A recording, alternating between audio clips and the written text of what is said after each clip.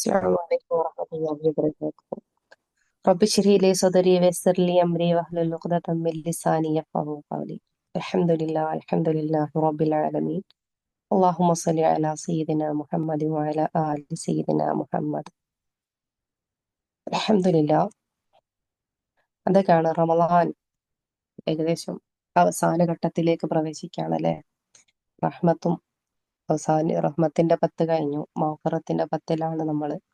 ഇനി റമളാനിന്റെ ഏറ്റവും പരിശുദ്ധമാക്കപ്പെട്ട, ഏറ്റവും പുണ്യമാക്കപ്പെട്ട ലൈലത്തുൽ ഖദറിന്റെ രാവുകളെ പ്രതീക്ഷിക്കുന്ന അവസാന 10ലേക്ക് നമ്മൾ പ്രവേശിച്ചുകൊണ്ടിരിക്കുകയാണ്.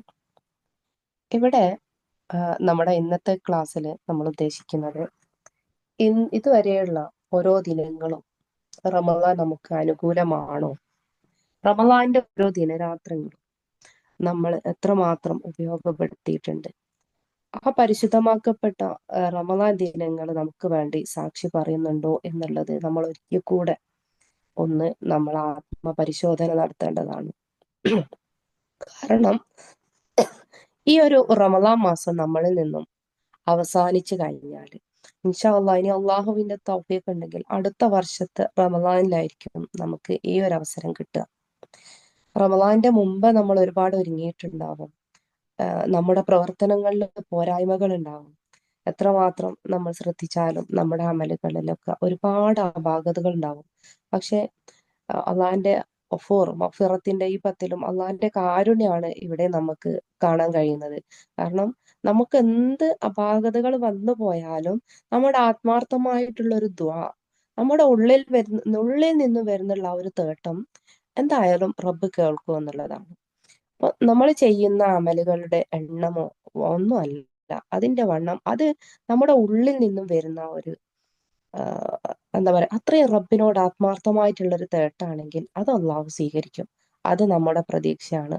റഹ്മാനായ റഹീമായ റബ്ബിന്റെ ആ കാരുണ്യത്തെ പ്രതീക്ഷിച്ചുകൊണ്ട് നമ്മൾ ചെയ്യുന്ന ഓരോ അമലുകളെയും അവിടേക്ക് തവക്കുൽ ചെയ്തുകൊണ്ട് ചെയ്യാൻ വേണ്ടിയിട്ട് ഓരോ ആളുകളും ശ്രദ്ധിക്കണം. ചിലപ്പം നമ്മുടെ സാഹചര്യങ്ങൾ കൊണ്ടോ അല്ലെങ്കിൽ പിശാചിന്റെ ഷർറ് കൊണ്ടോ ഒക്കെ നമ്മൾ വിചാരിച്ച പോലൊന്നും ചിലപ്പോൾ ചെയ്യാൻ പറ്റിയെന്ന് വരില്ല.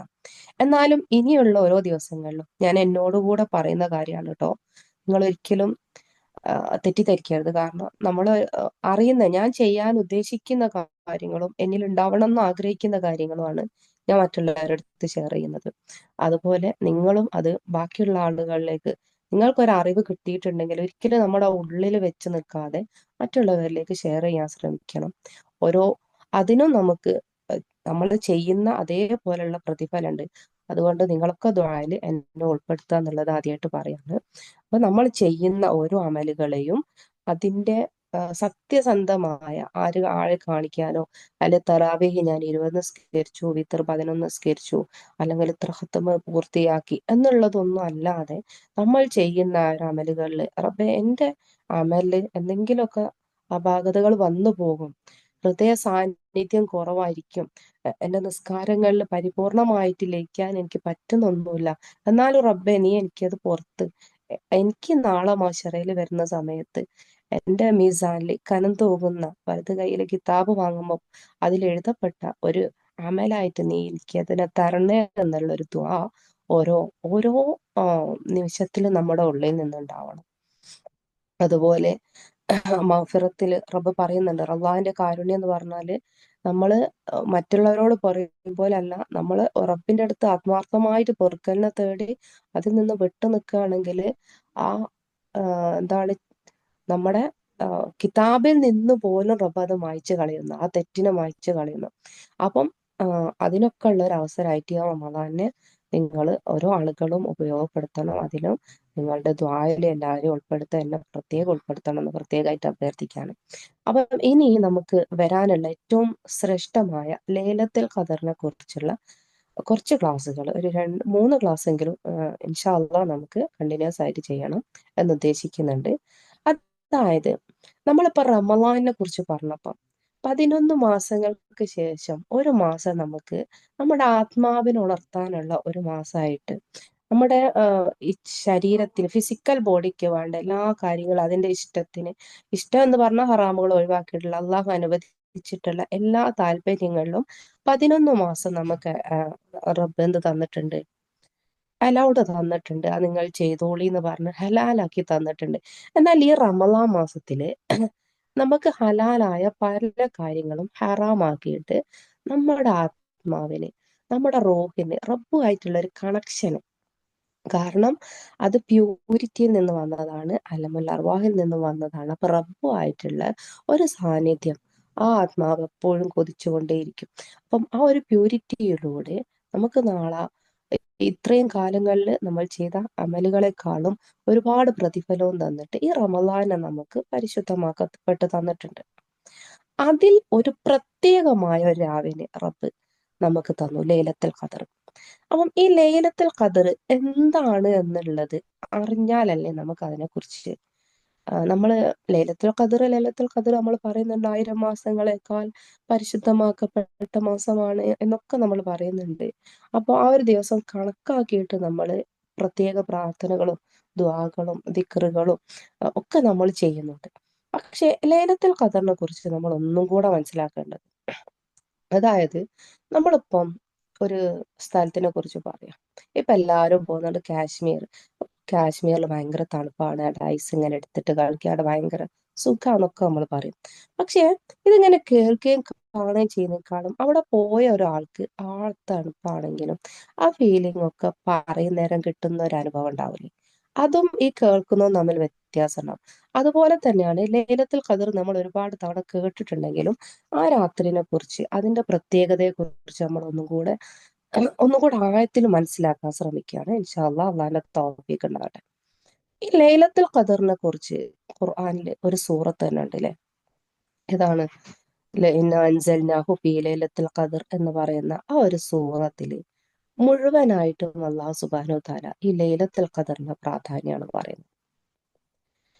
അതിന്റെ അർത്ഥം പറയുകയാണെങ്കിൽ ഇന്ന അൻസൽനാഹു ഫീ ലൈലത്തുൽ ഖദർ, വിധി നിർണയത്തിന്റെ രാത്രി, തീർച്ചയായും ഇന്ന നിശ്ചയമായും എന്ന അർത്ഥത്തിലാണ് അള്ളാഹു അതിനെ കുറിച്ച് പറഞ്ഞിട്ടുള്ളത്. ആ രാത്രിയെ നിങ്ങൾ വിധി നിർണയത്തിന്റെ രാത്രിയെ ഞാൻ നിങ്ങൾക്ക് അവതരിപ്പിച്ചു തന്നു. അതിനെക്കുറിച്ച്, ആ രാത്രിയെ സംബന്ധിച്ച് നിങ്ങൾക്ക് അറിയോ? വമാ അദ്റാ കമാ ലൈലത്തുൽ ഖദർ, അള്ളാഹു ചോദിക്കാണ്. വമാ അദ്റാ കമാ ലൈലത്തുൽ ഖദർ, ലൈലത്തുൽ ഖദരി ഖൈറും മിൻ അൽഫി ശഹർ, 1000 രാത്രിയേക്കാൾ ശ്രേഷ്ഠമായ രാത്രിയാണ്. തനസ്സലുൽ മലായികത്തി വറൂഹു വറൂഹു ഫിഹാ ബിഇദ്നി റബ്ബിഹിം മിൻ കുല്ലി അംർ. അത് ആ രാത്രിയില് നിരവധി മാലാഖമാര് ഭൂമിയിലേക്ക് ഇറങ്ങി വന്നിട്ട് എന്താവും, അള്ളാഹുവിന്റെ കൽപ്പനയുമായി ഭൂമിയിലേക്ക് ഇറങ്ങി വരും. അങ്ങനെ ഈ ലൈലത്തുൽ ഖദറിന്റെ പ്രത്യേകത പറഞ്ഞുകൊണ്ട് ഒരു സൂറത്ത് തന്നെ ഖുർആനിൽ അവതരിപ്പിച്ചിട്ടുണ്ട്. ഖുർആനിലുള്ള ഓരോ സൂറത്തുകളും അതിന്റെ അവതരണ ശൈലി, അല്ലെങ്കിൽ അതിന്റെ ക്രമം, അതിന്റെ ഓരോ ആയത്തുകൾ, ഇതിനൊക്കെ ഒരുപാട് പ്രത്യേകത ഉണ്ട്. ഈ ലൈലത്തുൽ ഖദർ എന്ന സൂറത്തിന്റെ മുമ്പുള്ള സൂറത്ത് ഏതാണ്? സൂറത്തുൽ അലഖാണ്. ആ സൂറത്തിന്റെ പ്രത്യേകത എന്താണ്? ആദ്യമായി ഖുർആനിൽ അവതരിപ്പിക്കപ്പെട്ട സൂറത്താണല്ലേ. ജിബ്രീൽ അലൈഹിസ്സലാം അള്ളാഹുവിന്റെ റസൂലിന് വഹിയായിട്ട് വന്നിട്ട് ആദ്യമായിട്ട് പറഞ്ഞതാണ് ഇഖ്റ. ഇഖ്റ എന്ന് തുടങ്ങിയിട്ടുള്ള 5 ആയത്തുകളാണ് സൂറത്തുൽ അലഖില് ഖുർആനിൽ അവതരിപ്പിക്കപ്പെട്ട ആദ്യ ആയത്തുകൾ. ഈ 5 ആയത്തുകൾക്ക് തുല്യമായിട്ടാണ് ഈ ഖുർആനിലുള്ള ഓരോ മുമ്പ് വരുന്ന സൂറത്തും പിന്നീട് വരുന്ന സൂറത്തും, അങ്ങനെ ഈ ഒരു ഓർഡറിന് പോലും പ്രത്യേകത ഉണ്ട് എന്നാണ്. അപ്പം ഈ സൂറത്ത് 96-ാമത്തെ സൂറത്തില് അള്ളാഹു എങ്ങനെയാണ് വഹി ആരംഭിച്ചത് എന്നാണ് പറയുന്നത്. എന്നിട്ട് അതിനുശേഷം വരുന്ന സൂറത്തുൽ ഖദർ എന്ന സൂറത്ത്, അതിലും 5 ആയത്തുകളാണുള്ളത്. അതും സാമ്യമുണ്ട്. ഖുർആനിലെ അക്ഷരങ്ങൾക്ക്, ഓരോ ആയത്തുകളുടെ എണ്ണങ്ങൾക്കൊക്കെ പ്രത്യേകത ഉണ്ട്. അപ്പം ഇതൊക്കെ നോക്കുന്നേരം ഈ ഒരു ഓർഡർ, ഈ ഒരു നമ്പറൊക്കെ നോക്കുമ്പോൾ ഇതുമായിട്ട് വല്ലാത്ത സാമ്യമുള്ളതായിട്ട് കാണാൻ പറ്റും. 96-ാമത്തെ സൂറത്തിൽ അലക്ക് എങ്ങനെ വഹി ആരംഭിച്ചു, 97-ാമത്തെ ഖദറില് എപ്പോൾ മുതൽ, എന്താണ് ഈ നിർണയത്തിന്റെ രാത്രിയെ കുറിച്ചാണ് അതിൽ പറയുന്നത്. അതുപോലെ ഈ അലക്ക് എന്ന സൂറത്ത് വായിക്കുക എന്ന് പറഞ്ഞു തുടങ്ങിയിട്ട് എന്താണ് വായിക്കേണ്ടത് എന്നുള്ളത് അടുത്ത സൂറത്തിലാ പറഞ്ഞത്. ഇന്ന അൻസൽനാഹു ഫീ ലൈലത്തുൽ ഖദർ, ഈ വിധി നിർണയത്തിന്റെ രാത്രിയിലാണ് നമ്മൾ അതിനെ അവതരിപ്പിക്കപ്പെട്ടു എന്നാണ് അതിന്റെ അർത്ഥം വരുന്നത്. അത് എന്ന് പറയുന്നത് എന്താണ്? ഖുർആനാണ് അല്ലെ. ഈ ഖുർആൻ വായിക്കാനാണ് ഈ എന്ത് വായിക്കുക എന്ന് പറഞ്ഞു തുടങ്ങിയിട്ട് അതിന്റെ അടുത്ത സൂറത്തില് ഖുർആനെ കുറിച്ചാണ് പറയുന്നത്. ഈ ഖുർആനാണ് നിങ്ങൾ വായിക്കേണ്ടത് എന്നാണ് അള്ളാഹു സുബ്ഹാനഹു വ തആല അതില് വ്യക്തമാക്കിയിട്ടുള്ളത്. അതുപോലെ അലക്ക് എന്ന സൂറത്ത്, ഇത് ഖുർആനിലെ ഓർഡർ പരമായിട്ടുള്ളതാണ് കേട്ടോ പറയുന്നത്. ഇൻഷാ അല്ലാഹ് ബാക്കി നമുക്ക് പറയാം. പിന്നെ വസ്ജുദ് വഖ്തരിബ് എന്ന് പറഞ്ഞിട്ട് അള്ളാഹുവിന്റെ സാമീപ്യവും ആ സുജൂദിൽ അലിയാനുള്ള സമയമൊക്കെ റസൂലിന് വേണ്ട പോലും അനുവദിക്കുന്നുണ്ട് ആ സൂറത്തിന്റെ അവസാനത്തിൽ. അതായത് ആ 5 ആയത്തുകൾക്ക് ശേഷമുള്ള സൂറത്ത് അവതരിപ്പിക്കുന്ന റസൂലിന്റെ തലയില് സുജൂദിന്റെ സമയത്ത് കുറേശികള് കുടൽമാലയൊക്കെ ഇട്ടില്ലേ, ആ ഒരു സംഭവത്തിന് ശേഷമാണ് ഖുർആനിലുള്ള ഓരോ കാര്യങ്ങളും ഓരോ ആയത്തുകളും ഓരോ സൂറത്തുകളൊക്കെ അവതരിപ്പിക്കപ്പെട്ടത് ഓരോ കാലഘട്ടങ്ങളിലായിട്ടാണ്. അപ്പൊ അതിന്റെ ചരിത്ര പശ്ചാത്തലം കൂടെ നമ്മൾ ഈ ഖുർആൻ വായിക്കുന്ന സമയത്ത് മനസ്സിലാക്കുന്ന സമയത്ത് അറിയേണ്ടതുണ്ട്. അപ്പം അതിന് ശേഷമുള്ള ആയത്തുകൾ ആ ഒരു സന്ദർഭത്തിലാണ് ഇറങ്ങിയത്. എന്നിട്ട് അതിൽ അവസാനമായിട്ട് പറയുന്നത് വസ്ജുദ് വഖ്തരിബ്, അള്ളാഹുവിന്റെ സാമീപ്യവും സുജൂദ് ചെയ്യാനും. അവിടെ വേറെന്തും പറയല്ലേ, നിസ്കാരത്തില് നമ്മൾ സുജൂദ് അല്ലാത്ത പല കാര്യങ്ങളും റുക്കൂ ചെയ്യുന്നുണ്ട്, ഇത്തിദാലുണ്ട്. ഇതൊന്നും അല്ല റസൂലിനോട് പറഞ്ഞു വസ്ജുദ് വഖ്തരിബ്. അതിന്റെ കാരണം നമ്മൾ ഒന്ന് ചിന്തിക്കുകയാണെങ്കിൽ റസൂല് സുജൂദിലിരിക്കുന്ന സമയത്താണ് ഈ കുടൽമാല കഴുത്തിലിട്ടിട്ട് റസൂലിന് എന്തായിട്ടുള്ളത്, ഒരുപാട് പ്രയാസം ഉണ്ടായിട്ടുള്ളത്. അപ്പം ആ ഒരു സുജൂദ് ഇനി റസൂലിനോട് പറയാണ് നിങ്ങൾക്ക് വേണ്ടുവോളം സുജൂദ് ചെയ്തോളൂ എന്നുള്ളൊരു അനുമതിയാണ് റബ്ബ് അവിടെ കൊടുക്കുന്നത്. അതിന്റെ വിശദീകരണത്തിലേക്കല്ല നമ്മൾ പോകുന്നത്. അപ്പം ഈ വസ്ജുദ് വഖ്തരിബ് എന്ന് പറഞ്ഞതിന് ശേഷം വരുന്ന ഈ സൂറത്തിൽ ഏതാണ് ഏറ്റവും അള്ളാഹുവിന്റെ സാമീപ്യത്തിനും ഏറ്റവും സുജൂദിനും ശ്രേഷ്ഠമാക്കപ്പെട്ടത് എന്ന് പറയുന്നത്, മൈക്ക് ഓഫ് ചെയ്യണേ, പറയുന്നത് ഏതാണ്? ലൈലത്തുൽ ഖദർ. ലൈലത്തുൽ ഖദർ ആണ് നിങ്ങൾക്ക് ഏറ്റവും അതിന് അനുയോജ്യമായ സമയം എന്നാ പറയുന്നത്. അപ്പം അങ്ങനെയും ഈ ലൈലത്തുൽ ഖദറിന് ഇതിൽ പറയുന്നുണ്ട്. ഏറ്റവും അനുയോജ്യമായ വെച്ചാൽ അതിന്റെ പ്രത്യേകത ആണ് പറയുന്നത്. നമുക്ക് ഒരുപാട് ശ്രേഷ്ഠമാക്കപ്പെട്ട ദിവസങ്ങളുണ്ട്. റമദാൻ മാസം, അതുപോലെ വെള്ളിയാഴ്ച യൗമുൽ ജുമാക്ക് പ്രത്യേകത ഉണ്ട്. ദുൽഹിജ്ജ മാസത്തിലെ ദിവസങ്ങൾക്ക്, മുഹറത്തിലെ ദിവസങ്ങൾക്ക് ഇതിനൊക്കെ പ്രത്യേകത ഉണ്ട്. ഇതിനൊക്കെ അള്ളാഹു പവിത്രമാക്കിയത് കൊണ്ട് ആ ദിനങ്ങളൊക്കെ നമ്മളും പവിത്രമായിട്ട് നോമ്പെടുക്കുകയും നമുക്ക് നമസ്കാരങ്ങളും അമലുകളൊക്കെ നമ്മൾ എന്തെങ്കിലും വർദ്ധിപ്പിക്കുന്ന ഒരു ദിവസമാണ്. അപ്പം ഈ ഒരു ഇതിനെ കുറിച്ച്, റമദാനെ കുറിച്ച് ബഖറ സൂറത്തിലാണ് പറയുന്നത്. ഈ ബഖറ സൂറത്തില് ഒരുപാട് കാര്യങ്ങൾ അള്ളാഹു പ്രതിപാദിക്കുന്നുണ്ട്. അതുപോലെ യൗമുൽ ജുമ, വെള്ളിയെ കുറിച്ച് പറയുന്ന ആ ഒരു സൂറത്തില് അതില് ജുമയെ കുറിച്ച് മാത്രമല്ല പറയുന്നത്, ഒരുപാട് മറ്റ് വിഷയങ്ങളെ കുറിച്ചും അതില് പ്രതിപാദിക്കുന്നുണ്ട്. അതുപോലെ ഹജ്ജിനെ കുറിച്ചൊക്കെ പറയുന്നതിലും വേറെ കാര്യങ്ങളൊക്കെ അള്ളാഹു ചർച്ച ചെയ്യുന്നുണ്ട്. ആ കൂട്ടത്തിലാണ് ഇതും ചർച്ച ചെയ്യുന്നത്. എന്നാല് ലൈലത്തുൽ ഖദർ എന്ന ഒരു ആശയം, ആ ഒരു കാര്യത്തിന് വേണ്ടി മാത്രം ഒരൊറ്റ സൂറത്താണുള്ളത്. ആ സൂറത്തിൽ അള്ളാഹു മറ്റൊന്നിനെ കുറിച്ചും പ്രതിപാദിക്കുന്നേ ഇല്ല. അത് അതെന്തുകൊണ്ടായിരിക്കും? ഇതിന്റെ പവിത്രത, ഇതിന്റെ ശ്രേഷ്ഠത എത്രമാത്രം ഉണ്ട് എന്ന് ബോധ്യപ്പെടുത്തുന്നതാണ് ആ ഒരു സൂറത്ത്. അള്ളാഹു സുബ്ഹാനഹു വ തആല മറ്റൊരു കാര്യവും ചർച്ച ചെയ്യാതെ ലൈലത്തുൽ ഖദറിനെ മാത്രം നമുക്ക് അതില് ഊന്നി ഊന്നി പറയുന്നുണ്ട്. അപ്പം ഇതിൽ നിന്നൊക്കെ ലൈലത്തുൽ ഖദറിന് അള്ളാഹു സുബ്ഹാനഹു വ തആല ഒരുപാട് പ്രാധാന്യം നൽകുന്നത് ഈ ഓർഡർ പ്രകാരവും അതുപോലെ നമ്മളെ മുമ്പുള്ള സൂറത്തും ഒക്കെ ആയിട്ട് താരതമ്യം ചെയ്യുന്നയോ, അതൊക്കെ തഫ്സീറുകൾ പഠിച്ച ഉലമാക്കള് പറയുന്ന പ്രകാരം ഇതിന്റെ പ്രത്യേകത ഇങ്ങനെയൊക്കെ നമുക്ക് വായിക്കാൻ പറ്റും.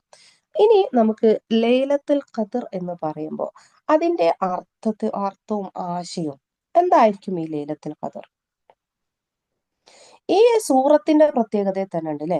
ലൈലത്തുൽ ഖദറിൽ മുഴുവൻ സൂറത്തിലും സമ്പൂർണമായിട്ട് ലൈലത്തുൽ ഖദറിനെ അറിയുക, അതിന്റെ ശ്രേഷ്ഠത മാത്രമാണ് പറയുന്നത്. അതുപോലെ അള്ളാഹു സുബ്ഹാനഹു വ തആല സൂറത്തുൽ അലഖിൽ ഇഖ്റ എന്ന് പറഞ്ഞ ശേഷം പിന്നെ ലൈലത്തുൽ ഖദർ എന്ന് പറയുന്നത് അല്ലെ. അൻസൽനാഹു, ഞാനാണ് നൽകിയത് എന്ന് പറയുന്നു. ഹു എന്ന് പറയുന്നത് നമ്മൾ പറഞ്ഞു ഖുർആനെ കുറിച്ചാണ്. അതുപോലെ ഈ സൂറത്ത് തുടങ്ങുമ്പം ഇന്ന എന്ന, അഥവാ തീർച്ചയായും എന്ന തൗഹീദിന്റെ അക്ഷരാണ് അള്ളാഹു ഉപയോഗിച്ചത്.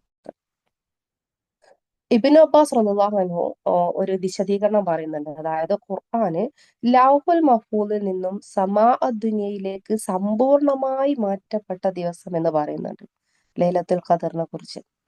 ഖുർആന് ഘട്ടം ഘട്ടമായിട്ടാണ് റസൂൽ സല്ലല്ലാഹു അലൈഹി വസല്ലമക്ക് അവതരിപ്പിക്കപ്പെട്ടിട്ടുള്ളത്.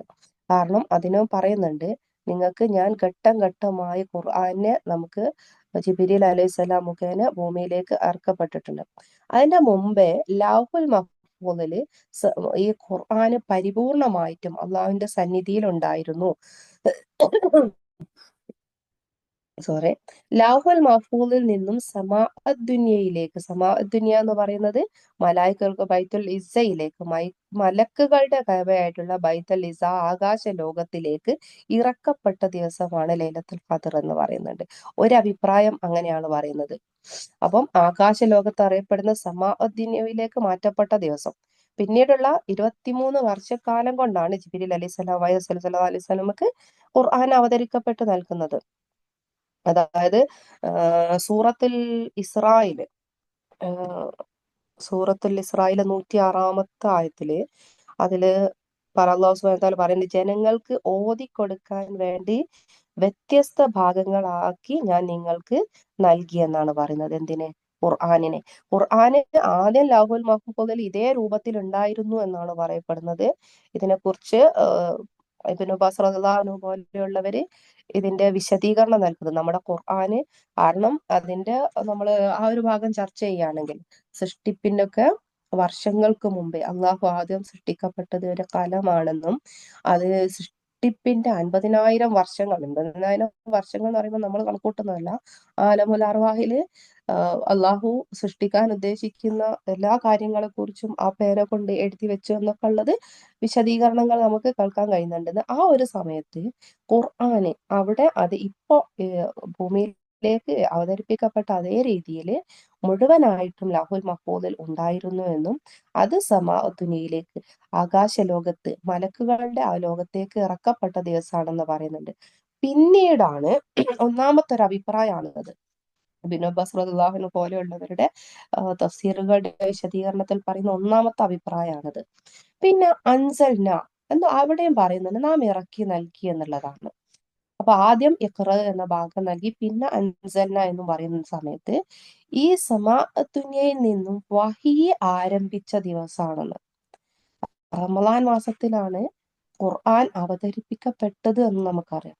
എന്നാൽ ജിബ്രീൽ അലൈഹിസ്സലാം വഴി റസൂലുള്ളാഹി അലൈഹിസ്സലാമയുടെ അരികിലേക്ക് ഖുർആനിന്റെ ആദ്യ ഭാഗങ്ങള് അവതരിപ്പിക്കപ്പെട്ട ദിവസമാണ് ലൈലത്തുൽ ഖദർ എന്നും ഒരഭിപ്രായമുണ്ട്. അതല്ല, ഈ രണ്ടുമാണ് ദുനിയയിലേക്ക് ഇറക്കപ്പെട്ടതും അവിടെ നിന്ന് ജിബ്രീൽ അലൈഹിസ്സലാം വഴി ഭൂമിയിലേക്ക് ഇറക്കപ്പെട്ടതും ഈ ഒരു ദിവസമാണ്. അതുകൊണ്ടാണ് ഇന്ന അൻസൽനാഹു, അത് ഇറക്കി എന്നാണ് പറയുന്നത്. അൻസൽനാഹു എന്നത് അറബി ഭാഷയിൽ ലമീറു ശക്ക് എന്ന് പറയും. അറബി ഭാഷയില് ഹു എന്ന് പറയുമ്പോൾ നമ്മളിപ്പോ ഒരു കാര്യം, അതായത് അതിനെ ഒരു പ്രോനൗൺ ആയിട്ടാണില്ലേ അതിനെ ഇറക്കി എന്ന് പറയുന്നുള്ളൂ, ഖുർആനിനെ എന്ന് പറഞ്ഞിട്ടില്ല. അവിടെയും പണ്ഡിതന്മാർ അഭിപ്രായപ്പെടുന്നത് ഈ ഹു എന്ന് ഇവിടെ പറയാൻ കാരണം, അന്ന് സ്വഹാബത്തും ഈ ലൈലത്തുൽ ഖദർ എന്ന ഈ സൂറ അവതരിപ്പിക്കപ്പെടുന്ന സമയത്തേക്ക് ഒരു വിഭാഗം എന്ന് പറയുന്നത് അന്ന് ഉണ്ടായിരുന്നത് സ്വഹാബത്താണ്. അതായത് റസൂലിന്റെ എല്ലാ വാക്കുകളും അതേപടി വിശ്വസിക്കുന്ന, ഖുർആനെ അത്രയേറെ ഹൃദയത്തിലേറ്റി നടക്കുന്ന സ്വഹാബാക്കളാണ് ഉണ്ടായിരുന്നത്. അപ്പൊ അവർക്ക് അവിടെ ഹു എന്ന് പറഞ്ഞാൽ, അതിനെ ഇറക്കി എന്ന് പറഞ്ഞാൽ ഒരു സംശയം ഉണ്ടാവില്ല, എന്താണ് അത് ഖുർആനാണെന്നുള്ളതിൽ. പിന്നീട് ഒരു വിഭാഗം ഉണ്ടായിരുന്ന മുശ്രിക്കീങ്ങളാണ്. അവർക്കും അറിയാം ഇത് സത്യമാണ്, പക്ഷെ അവരതിനെ നിഷേധിച്ചു കൊണ്ടേയിരിക്കുകയാണ്. അവിടെയും ഈ ഹു എന്നത് ഖുർആനാണ് എന്നുള്ളത് വ്യക്തമായി അറിയാൻ കഴിയുന്നത് കൊണ്ടാണ് അവിടെ ഇന്ന അൻസൽനാഹു ഖുർആൻ എന്ന് പ്രതിപാദിക്കാതെ, അതായത് നമ്മളിപ്പോ ഒരു കാര്യം, ഒരാളെ കുറിച്ച് ഒരു പേര് പറയാം, അമീർ വരുന്നുണ്ട് എന്ന് പറഞ്ഞു. അപ്പൊ പിന്നീടാണ് നമ്മൾ അവൻ എന്തെങ്കിലും വാങ്ങിക്കുക, അല്ലെ അവന് ഫുഡ് കൊണ്ടുവരും എന്ന് പറയാം. പക്ഷെ ആദ്യം തന്നെ അവൻ ഫുഡ് കൊണ്ടുവരും എന്ന് പറയുമ്പം ആര് എന്നുള്ള ഒരു കൺഫ്യൂഷൻ നമുക്ക് അവിടെ ഉണ്ടാവും. എന്നാൽ ഇവിടെ ഈ കൺഫ്യൂഷൻ ഫീ ലൈലത്തുൽ ഖദർ അതിനെ അവതരിപ്പിക്കപ്പെട്ട നിർണയത്തിന്റെ രാത്രി അതിനെ അവതരിപ്പിക്കപ്പെട്ടു എന്ന് പറയുന്നതില് ഹു എന്നതിന് മുശ്രിക്കീങ്ങൾക്കാണെങ്കിലും സ്വഹാബത്തിനാണെങ്കിലും ഒരു സംശയവും ഇല്ലാതെ അത് ഖുർആനാണ് എന്നുള്ളതിൽ ഒരു സംശയവും ഇല്ലാത്ത ഒരു സമയത്താണ് ഈ സൂറ ഇറക്കപ്പെട്ടത് എന്നാണ് പ്രബല അഭിപ്രായം. ഇനി ആ രാത്രിയുടെ പ്രത്യേകതയാണ് നമ്മൾ പറയാൻ പോകുന്നത്. അതായത് ലൈലത്തുൽ ഖദറിന്റെ രാത്രി, വിധി നിർണയത്തിന്റെ രാത്രി എന്നാണ്. വിധി നിർണയം അവിടെ എന്താണ്? വളരെ കൃത്യാണല്ലേ. അള്ളാഹു നമ്മുടെ വിധി നിർണയിക്കുന്ന ആ രാത്രി, അള്ളാഹു ആ വർഷത്തെ ബജറ്റ് പുറത്തുവിടുന്ന ദിവസം എന്നാ പറയുന്നത്. അതായത് അടിമയുടെ എല്ലാ കാര്യങ്ങളും, ഒരു വർഷത്തേക്കുള്ള അടുത്ത ലൈലത്തുൽ ഖദർ വരെയുള്ള എല്ലാ കാര്യങ്ങളുടെയും ബജറ്റ് മലക്കുകൾക്ക്, അള്ളാഹുവിന് മാത്രം അറിയുന്ന രഹസ്യമാണ് ഓരോ കാര്യങ്ങളും. അത് ജിബ്രീൽ അലൈഹിസ്സലാം തന്നെ പറയുന്നുണ്ട്, അള്ളാഹുവിന്റെ അനുമതി കിട്ടാതെ റസൂലെ എനിക്ക് അങ്ങയുടെ അടുത്തേക്ക് വരാൻ കഴിയില്ല, അള്ളാഹുവിന്റെ അനുമതി കിട്ടാതെ എനിക്കിത് പറയാൻ കഴിയില്ല. അങ്ങനെ അള്ളാഹിന്റെ അനുമതി കിട്ടാതെ മലായികത്തിന് പോലും ഒന്നും അറിയാൻ കഴിയില്ല. അപ്പം അള്ളാഹുവിന്റെ ഉള്ളിലുള്ള ഓരോ അടിമയെ കുറിച്ചുള്ള കാര്യങ്ങളുടെ ബജറ്റ് പുറത്തിറക്കുന്ന, അവരുടെ ഒരു വർഷത്തേക്കുള്ള കാര്യങ്ങൾ മലക്കുകൾക്ക് ചെയ്യപ്പെടുന്ന ദിവസം എന്നാണ് ലൈലത്തുൽ ഖദറിനെ കുറിച്ച് പറയുന്നത്.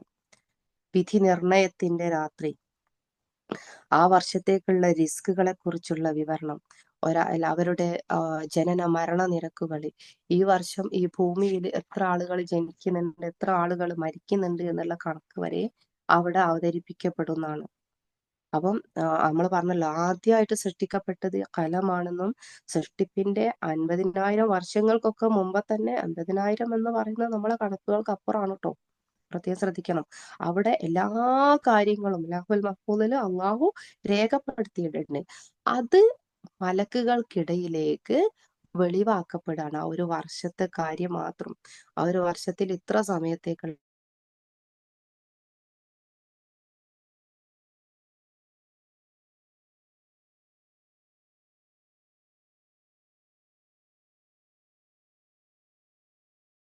ങ്കിൽ 70 വർഷം ജീവിക്കും എന്ന് ജീവിക്കുന്ന ഒരാൾ, ആ ഒരാളെ കുറിച്ചുള്ള 70 വർഷത്തെ എല്ലാ വിവരങ്ങളും വെളിവാക്കപ്പെടുന്നില്ല.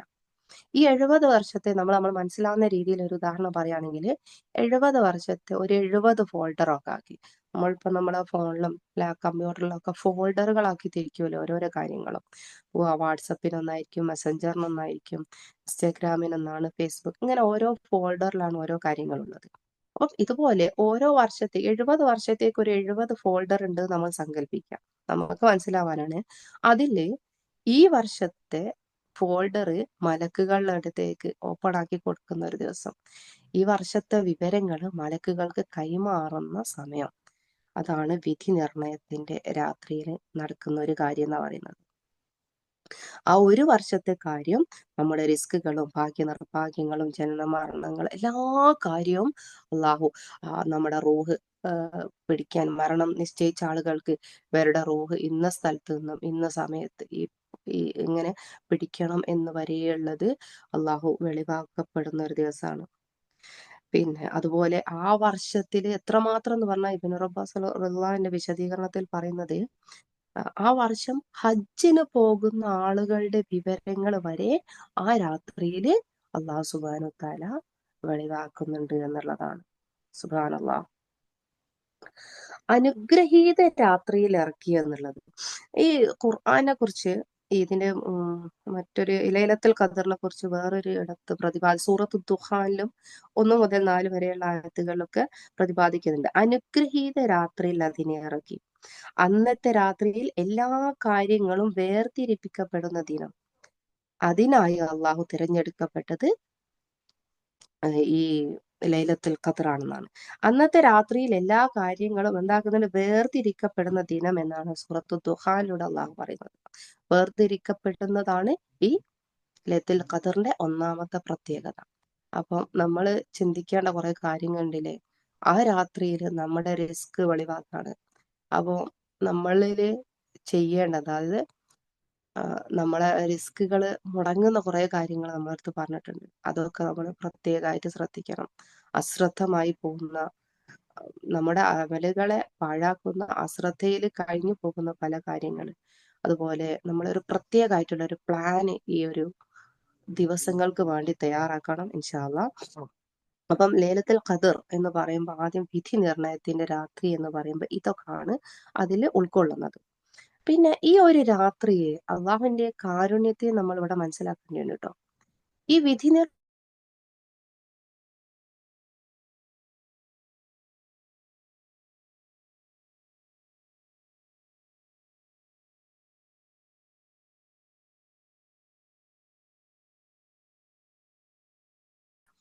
വെക്കും, പുതിയ പുതിയ കാര്യങ്ങൾ ചെയ്യാനും പിന്നെ ബഡ്ജറ്റുകൾ ഉണ്ടാക്കി ഇങ്ങനെ പല കാര്യങ്ങൾ ചെയ്യും. എന്നാ പിന്നെ മുഹറം ഒന്നിന് ചെയ്യാൻ തുടങ്ങിയാൽ പോരെ അള്ളാഹ്. പക്ഷെ അവിടെ നമ്മൾ ചിന്തിക്കുകയാണെങ്കിൽ റബ്ബിന്റെ കാരുണ്യാണ്. എന്ത് കാരുണ്യം, എങ്ങനെയാണ് അവിടെ കാരുണ്യം വരുന്നത്? നമ്മള് റമദാൻ മാസത്തില് തുടക്കത്തിലും അള്ളാഹ്ക്ക് വേണേ ലൈലത്തുൽ ഖദർ വെക്കായിരുന്നു അല്ലേ? അവിടെ റബ്ബിന്റെ കാരുണ്യം. കാരണം നമ്മൾ 11 മാസത്തെ ചിട്ടയിൽ നിന്നും മാറി പെട്ടെന്ന് നമ്മളെ റമദാനിലേക്ക് പ്രവേശിക്കുമ്പോഴുള്ള നമ്മുടെ ശാരീരികമായ ക്ഷീണങ്ങളും പിന്നെ അതിലേക്ക് പൊരുത്തപ്പെടാനുള്ള കുറച്ച് സമയങ്ങളൊക്കെ വേണം. അതൊക്കെ റബ്ബ് നൽകി. പിന്നെ ആദ്യത്തെ 10 നമ്മൾ കാരുണ്യത്തെ ചോദിച്ച് നമ്മുടെ മനസ്സിനെ ശാന്തമാക്കി. രണ്ടാമത് മഗ്ഫിറത്തിന്റെ 10 നമ്മൾ പാപമോചനമൊക്കെ തേടിയിട്ട് നമ്മുടെ ഹൃദയം നമ്മുടെ ഉമ്മ പ്രസവിച്ച പോലെ പരിശുദ്ധമായ ഒരു അവസ്ഥയിലേക്ക് കൊണ്ടെത്തിച്ചിട്ട് റബ്ബുമായിട്ട് നമ്മൾ ഏറ്റവും അടുത്ത് നിൽക്കുന്ന ഒരു സമയമായിരിക്കും. അതായത് നമ്മൾ നോമ്പനുഷ്ഠിക്കുകയും നിസ്കാരത്തിൽ ആ ഒരു റമദാൻ മാസത്തിന്റെ ചിട്ടയിലേക്ക് നമ്മൾ വന്നിട്ട് അതിലിങ്ങോട്ട് ഒരു സൈക്കോളജിക്കലി നമ്മൾ പറയുന്നുണ്ട്, ഒരാളുടെ ഒരു ശീലം സാധ്യമാകാൻ 21 ദിവസമാണ് ഏറ്റവും കുറഞ്ഞത് പറയുന്നത്. 21 ദിവസം ആകുമ്പോഴേക്കും ഏകദേശം അത് നമ്മളിൽ വന്നിട്ടുണ്ടാവുന്നു. അപ്പം അതിനുള്ളൊരു സമയം റബ്ബ് നമുക്ക് അവിടെ തരുന്നുണ്ട്. അത് മാത്രമല്ല, ഈ റമദാൻ മാസത്തെ പ്രത്യേകമായിട്ട് റബ്ബ് എന്ത് ചെയ്തിട്ടുണ്ട്? തെരഞ്ഞെടുത്തിട്ടുണ്ട്. റമദാനില് നിർബന്ധാക്കപ്പെട്ട നോമ്പ് ഓരോ അമലുകൾക്കും പ്രത്യേകം പ്രതിഫലം. പിന്നെ നമ്മളെ ആ ഒരു അവസ്ഥയിൽ ഏതൊരു അടിമയും നമ്മൾ അശ്രദ്ധമായിരിക്കുന്ന പല കാര്യങ്ങളിലും നമ്മളൊക്കെ വിട്ടു നിന്നിട്ട് അള്ളാഹുവിലേക്ക് ഏറ്റവും അടുക്കുന്ന ഒരു സമയമാണ് അള്ളാഹു ഇതിനു വേണ്ടി തെരഞ്ഞെടുക്കപ്പെട്ടത്. അത് റബ്ബിന്റെ അപാരമായ കാരുണ്യാണല്ലേ. ജനങ്ങളെല്ലാവരും അള്ളാഹുവിനെ ആരാധിക്കുകയും സൽക്കർമ്മങ്ങൾ മുഴുകുകയും ചെയ്യുന്ന ഒരു സമയത്ത് അള്ളാഹു ഈ ഒരു രാത്രിയെ തെരഞ്ഞെടുത്തു. അതും എന്തിനു വേണ്ടിയിട്ട്? നമ്മുടെ റിസ്കുകളെ കുറിച്ചുള്ള എല്ലാ വിവരണങ്ങൾക്കും വിധി നിർണയിക്കാൻ വേണ്ടിയിട്ട്. ലൈലത്തുൽ ഖദറിന്റെ ഒരു അർത്ഥമാണ് അല്ലേ വിധി നിർണയത്തിന്റെ രാത്രി എന്ന് പറയുന്നത്. ആ വിധി നിർണയത്തിന് വേണ്ടിയിട്ട് ഈ ഒരു രാവിനെ ഈ ഒരു സമയത്തെ റബ്ബ് തെരഞ്ഞെടുത്തിട്ടുള്ളത് അള്ളാഹിന്റെ അപാരമായ കാരുണ്യമാണ്. അപ്പൊ ഇവിടെ നമുക്ക് റബ്ബിന്റെ സ്നേഹത്തെ മനസ്സിലാക്കാൻ കഴിയൂലേ. നമുക്ക് നമ്മുടെ മക്കളോടായിരിക്കും ഏറ്റവും സ്നേഹം ഉണ്ടാവുക. അതുപോലെ നമ്മുടെ മാതാപിതാക്കൾക്ക് മക്കളോടുള്ള സ്നേഹം, അല്ലെങ്കിൽ ഒരു ഉമ്മാക്ക് തന്റെ കുട്ടിയോടുള്ള സ്നേഹം എന്നൊക്കെ പറയുന്നത് നമുക്ക് അതൊന്നും വരച്ചും പറഞ്ഞും കാണിക്കാൻ പറ്റാത്തതാണ്. എന്നാൽ അതിനേക്കാൾ സ്നേഹമാണ് നിന്റെ റബ്ബിന് നിന്നോടെന്നുള്ളത് ഇങ്ങനെ നമ്മൾ ചിന്തിക്കുന്ന സമയത്ത്, ഇതിനെക്കുറിച്ച് നമ്മൾ ആഴത്തിൽ മനസ്സിലാക്കുന്ന സമയത്താണ് നമുക്കറിയാം. അല്ലാതെ ഇപ്പം തന്നെ നമ്മുടെ ഈ ഒരു യുദ്ധം വരുന്ന സമയത്ത് ഇപ്പൊ എല്ലാരും പറയൂലേ, ഇത്രമാത്രം പിഞ്ചു കുട്ടികളെയൊക്കെയാണ് ഇവരൊക്കെ കൊന്നു തള്ളുന്നത്, എന്നിട്ടും അള്ളാഹു അവർക്കൊന്നും കൊടുക്കുന്നില്ലല്ലോ. അള്ളാഹു എന്തായിരിക്കും ഒരു അദാബ് കൊടുക്കാത്തത്? എന്നാലും പഠിച്ചോൻ എന്തായിരിക്കും ഇങ്ങനെ ചെയ്യുന്നത്? ഇങ്ങനെയുള്ള പല തോട്ടുകൾ നമ്മുടെ ഉള്ളിലേക്ക് വരും. പക്ഷേ നമ്മൾ ഇതിനെ കുറിച്ചൊക്കെ മനസ്സിലാക്കുന്ന സമയത്ത് അതിന്റെയും പിന്നിൽ ഒരുപാട് കാരണങ്ങൾ ഉണ്ടാവും. അതിനെക്കുറിച്ച് ഇപ്പൊ വിശദീകരിക്കാൻ നമുക്ക് സമയമല്ല ഇൻഷാ അള്ളാഹ്. അപ്പം ഈ ഒരു രാവിനെ അള്ളാഹു തെരഞ്ഞെടുത്തിട്ടുള്ളത്, റമദാൻ മാസത്തിലായിട്ടുള്ളത് റബ്ബിന്റെ അപാരമായ കാരുണ്യാണ്. ഇനി ഖദർ എന്നതിന് ഷറഫ്, ബഹുമാനം എന്ന മറ്റൊരർത്ഥം പറയുന്നുണ്ട്. ആ ബഹുമാനം അഥവാ ആദരിക്കപ്പെട്ടത്, അതിന് അങ്ങനെ ഒരർത്ഥത്തില് ലൈലത്തുൽ ഖദറിനെ നമ്മൾ നോക്കുകയാണെങ്കിൽ ആദരണീയനായ റസൂൽ സല്ലല്ലാഹു അലൈഹി വസല്ലമക്ക്, ഏറ്റവും സൃഷ്ടിപ്പില് ഏറ്റവും ഉന്നതനായ ഏറ്റവും ആദരിക്കപ്പെട്ട റസൂൽ സല്ലല്ലാഹു അലൈഹി വസല്ലമക്ക് മലക്കുകളിൽ ഏറ്റവും ആദരണീയനായ, മലക്കുകളുടെ ഉസ്താദ് എന്ന നിലയിൽ അറിയപ്പെടുന്ന ജിബ്രീൽ അലൈഹിസ്സലാമയിലൂടെ ഏറ്റവും ഷറഫാക്കപ്പെട്ട, ഏറ്റവും പരിശുദ്ധമാക്കിയ, ഏറ്റവും ആദരണീയമായ ഖുർആൻ എന്ന ഗ്രന്ഥം ഭൂമിയിലേക്ക് ഇറങ്ങി വരുന്ന ദിവസം. ഇങ്ങനെ ഷറഫ്, ബഹുമാനം എന്ന അർത്ഥത്തില് ഖദറിനെ കാണുകയാണെങ്കിലും അതും എങ്ങനെ നോക്കിയാലും എന്താ സുബ്ഹാനല്ലാ അങ്ങനെ പറയേണ്ടത്? റസൂൽ സല്ലല്ലാഹു ആദരനായ റസൂൽ സല്ലല്ലാഹു അലൈഹി വസല്ലമയോട് ജിബ്രീൽ അലൈഹിസ്സലാമയിലൂടെ ഖുർആന് ജനങ്ങളിലേക്ക് എത്തിയ ദിവസം, ഭൂമിയിലേക്ക് മാലാഖമാർ ഇറങ്ങി വരുന്ന ദിവസം എന്നാ പറഞ്ഞത്. തനസലുൽ മലായിക്കത്തി വർറൂഹു ഫിഹാ ബിഇദ്നി റബ്ബിഹിം മിൻ കുല്ലി അംർ. അന്നത്തെ ദിവസം മാലാഖമാര് ഭൂമിയിലേക്ക് ഇറങ്ങി വരും. സുബ്ഹാനല്ലാഹ്, ആകാശത്ത് ലോകത്തുള്ള മലക്കുകളുടെ എണ്ണത്തെക്കുറിച്ച്, അതിനെക്കുറിച്ച് എത്രയാണെന്നുള്ളത് നമുക്ക് ചിന്തിക്കാനും പോലും കഴിയില്ല. അത്രയും കോടാനുകോടി മലക്കുകളുണ്ട്. ഒരു കൈവിരൽ വെക്കാൻ പോലും സ്ഥലമില്ലാത്ത അത്രയും മലക്കുകൾ ആകാശ ലോകത്തുണ്ടെന്നാണ് പറയുന്നത്. അപ്പം ഈ മലക്കുകള് ഭൂമിയിലേക്ക് ഇറങ്ങി വരുന്ന ദിവസമാണ്. മലക്കുകളുടെ സയ്യിദായ ജിബ്രീൽ അലൈഹിസ്സലാം ഭൂമിയിലേക്ക് ഇറങ്ങി വരുന്ന ദിവസം. അപ്പം ഈ ഖദറിന് ഞെരുക്കം എന്നൊരർത്ഥമുണ്ട്. എങ്ങനെയാണ് ഈ ഞെരുക്കം എന്ന അർത്ഥം? നമ്മുടെ സമയം കഴിയാനാവാണ്, ഇതും കൂടെ നമ്മളിവിടെ പറയാം. ഞെരുക്കം എന്നത് നമ്മൾ പറയുകയാണെങ്കിൽ, ഈ മലക്കുകള് ഭൂമിയിൽ ഒരുപാട് മനുഷ്യരും ഇതര ജീവികളായിട്ട് ഭൂമി നിമിടമാണ്. എന്നാൽ അന്നത്തെ ദിവസം ആകാശ ലോകത്ത് നിന്ന് അള്ളാഹുവിന്റെ കൽപ്പന പ്രകാരം മലക്കുകള് വരിവരിയായി ഭൂമിയിലേക്ക് ഇങ്ങനെ ഇറങ്ങി വരികയാണ്.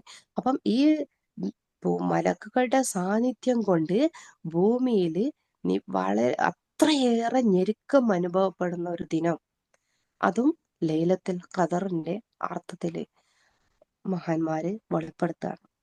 സുബ്ഹാനല്ലാഹ്, ലൈലത്തുൽ ഖദർ എന്ന് പറയുമ്പോൾ നമ്മളിവിടെ വൈൻഡപ്പ് ചെയ്യാനുള്ള സമയമായതുകൊണ്ട് പറഞ്ഞ കാര്യങ്ങളൊന്നും കൂടെ പറയാം.